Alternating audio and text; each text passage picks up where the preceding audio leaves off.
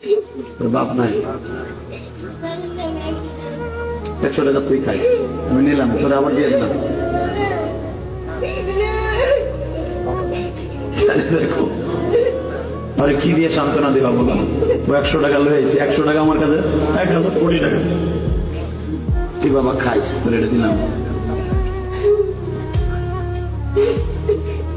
পৃথিবীর কোন দান কবুল না হলে ওর দান আজকে কবুল।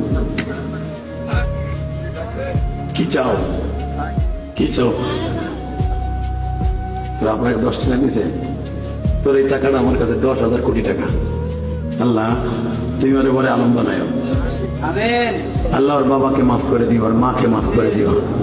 আল্লাহ ওর মনের কষ্ট তুমি বুঝছো, তা না হলে এই 1000 মানুষের সামনে দাঁড়িম করে স্টেজে পড়ে গেছে, দাঁড়িম করে পড়ে গেছে। তোমার আমার ছেলেগুলা, তোমার